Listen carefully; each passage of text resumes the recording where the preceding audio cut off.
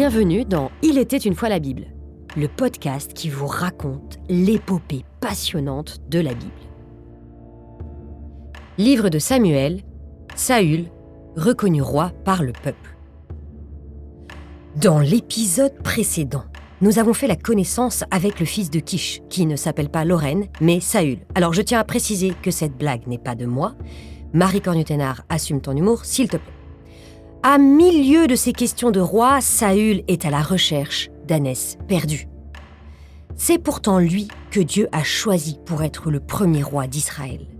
Samuel, obéissant à Dieu, loin, donc au bord d'un chemin, sans que Saül lui-même comprenne très bien ce qui se passe. Puis, pour l'aider à devenir roi, Samuel lui indique un parcours découverte qui va progressivement le changer en un autre homme, jusqu'à lui donner l'Esprit de Dieu. Nous nous étions quittés à la fin du briefing du parcours découverte. Et je crois que vous m'en vouliez d'ailleurs un peu de vous avoir laissé en plan à ce moment crucial. Pour une fois, la Bible nous dispense du récit détaillé de la réalisation des signes.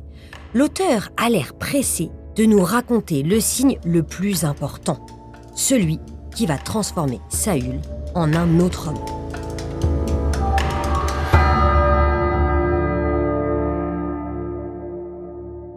À l'entrée de Gibéa, voici qu'un groupe de prophètes vint à sa rencontre.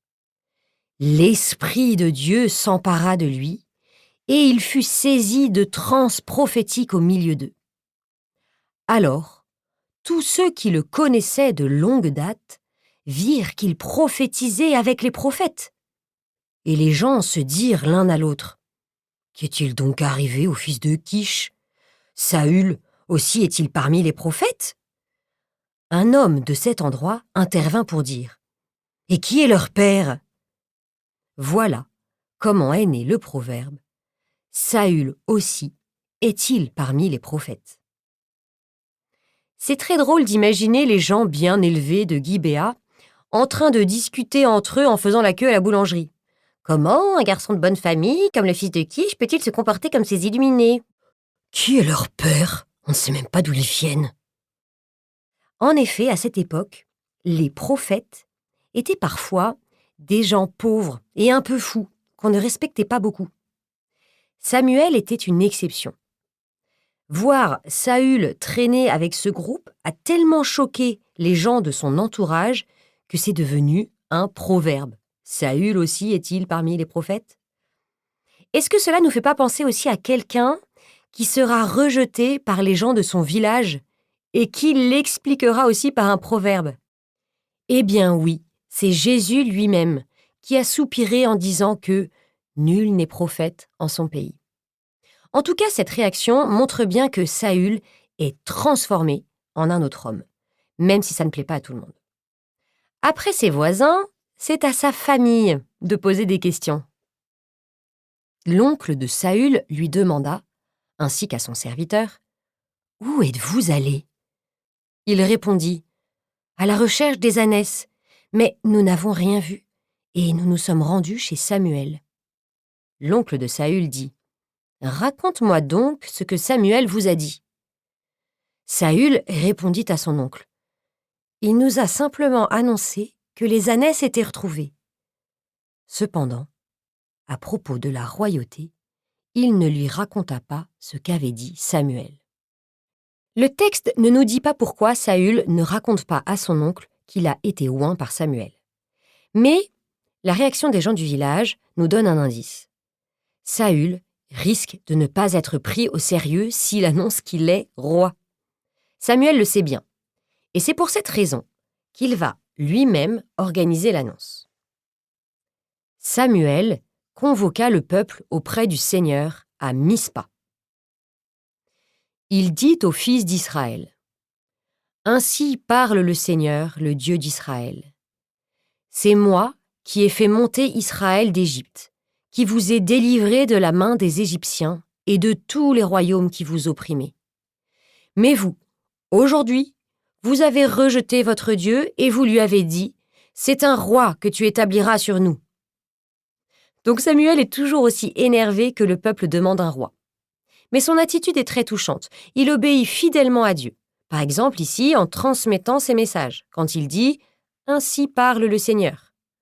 Et avant aussi, quand il a déjà oint Saül. Et en même temps, humainement, il n'est pas du tout d'accord. Et c'est lui qui rajoute son petit commentaire personnel « Mais aujourd'hui, vous avez rejeté votre Dieu ». Puis, soulagé d'avoir dit ce qu'il pense, il se remet à obéir à ce que Dieu lui a demandé. Et maintenant, présentez-vous devant le Seigneur par tribu et par clan. Samuel fit approcher toutes les tribus d'Israël et la tribu de Benjamin fut désignée par le sort. Il fit approcher la tribu de Benjamin par famille et la famille de Matri fut désignée. Puis Saül, fils de Kish, fut désigné. On le chercha, mais sans le trouver. Est-ce que vous avez compris ce qui s'est passé? En fait, le roi a été désigné par tirage au sort. Le problème, c'est que le roi n'est pas là. On interrogea encore le Seigneur, et le Seigneur dit « Il est caché parmi les bagages. » On courut le tirer de là, et il se présenta au milieu du peuple. Il dépassait tout le monde de plus d'une tête. Et tout le peuple fit une ovation en criant « Vive le roi !» L'auteur de ce passage pourrait très bien être Samuel, tellement il se moque de la situation. Le roi d'Israël n'est qu'un grand bagage, caché parmi d'autres bagages. Mais ça n'a pas l'air de gêner le peuple, qui est trop content d'avoir ce qu'il a demandé. Est-ce que vous vous souvenez d'un autre passage où un prêtre a donné au peuple ce qu'il voulait et où le peuple est trop content, alors même que c'est évident que c'est du faux? Eh bien, c'était le passage du veau d'or. Je vous relis d'ailleurs l'extrait et vous allez voir comme il ressemble à ce que nous venons d'entendre.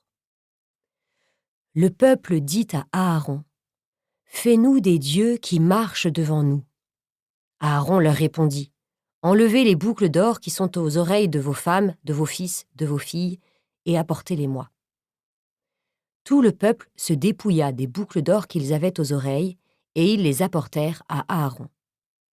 Il reçut l'or de leurs mains, le façonna au burin, et en fit un veau en métal fondu. Ils dirent alors « Israël, voici tes dieux qui t'ont fait monter du pays d'Égypte. » C'était dans le livre de l'Exode, au chapitre 32, versets 1 à 4. Mais reprenons la lecture du livre de Samuel. Puis, Samuel renvoya tout le peuple, chacun chez soi. Saül aussi s'en alla chez lui, à Gibéa. Les hommes de valeur, dont Dieu avait touché le cœur, partirent avec lui. Quant aux vauriens, ils dirent « Comment celui-là nous sauverait-il » Voilà, Saül est officiellement roi, mais pour l'instant, comme vous le voyez, ça ne change pas grand-chose. Et même avec tous les efforts de Samuel, une partie de la population, qu'on appelle les vauriens, a du mal à y croire. De fait, on les comprend un peu. Il va falloir que Saül montre qu'il est vraiment un roi. Et justement, l'occasion va bientôt se présenter. Nous passons au chapitre 11 du livre de Samuel. Nahash, l'ammonite, monta prendre position contre Yabesh de Galaad. Alors, tous les gens de Yabesh dirent à Nahash « Conclus avec nous une alliance et nous te servirons. » Mais Nahash, l'ammonite, leur fit cette réponse « Voici comme je la conclurai, en vous crevant à tous l'œil droit. » Nahash est vraiment un personnage très méchant, d'ailleurs son nom signifie serpent. Les anciens de Yabesh lui dirent « Laisse-nous un répit de 7 jours, que nous puissions envoyer des messagers dans tout le territoire d'Israël. Et si personne ne vient à notre secours, nous nous rendrons à toi. » Alors Nahash doit penser que les habitants de Yabesh ne trouveront pas d'aide, car il les laisse faire. Les messagers arrivèrent à Gibéa de Saül et rapportèrent ces paroles aux oreilles du peuple. Alors, tout le peuple éclata en sanglots. On peut s'étonner que le peuple n'ait pas d'autre réaction que pleurer. Mais que faire? On est exactement dans la situation de l'étape 2 de notre fameux schéma du livre des juges. La colère du Seigneur s'enflamma contre Israël et il les abandonna. Et qu'y a-t-il après l'étape 2 ? Eh bien, il y a l'étape 3. Les fils d'Israël crièrent vers le Seigneur. Puis l'étape 4.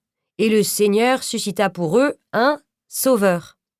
Mais au fait, Dieu n'a-t-il pas donné un roi au peuple ?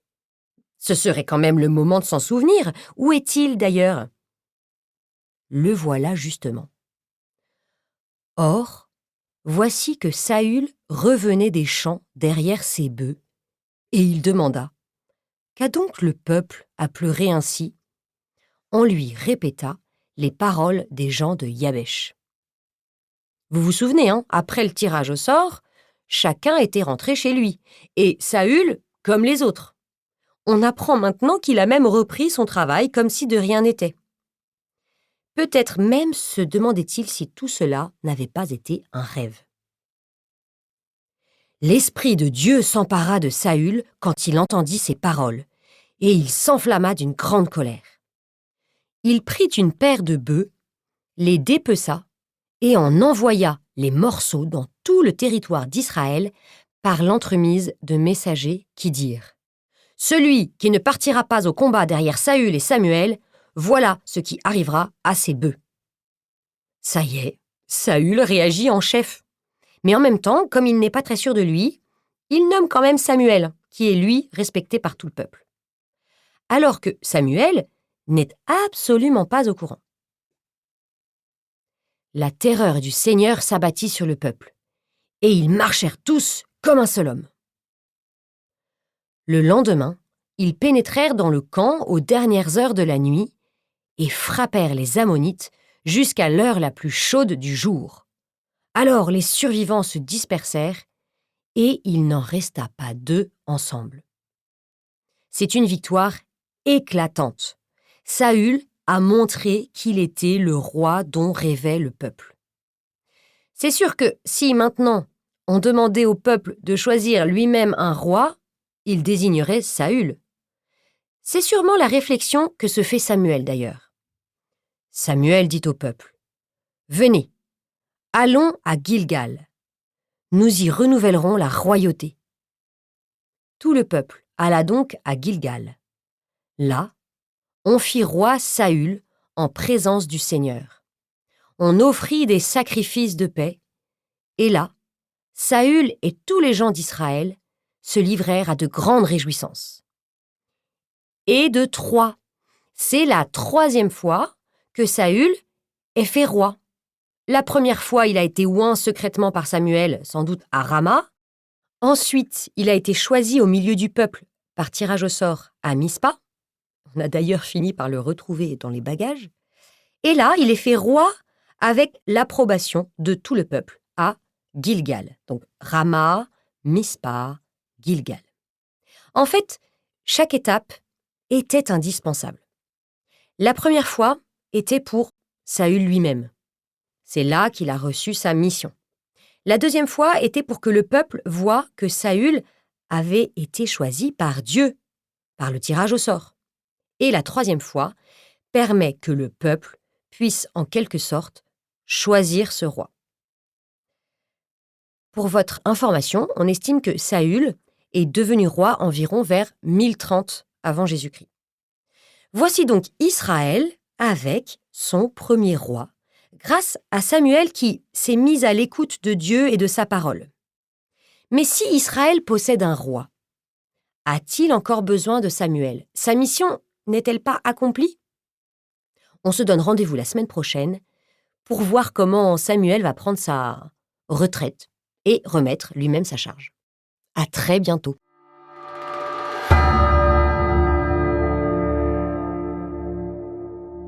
Merci d'avoir écouté cet épisode jusqu'au bout. Si ce podcast vous plaît, n'hésitez pas à nous le dire en mettant le plus d'étoiles possible et à vous abonner pour être notifié du prochain épisode. À très bientôt.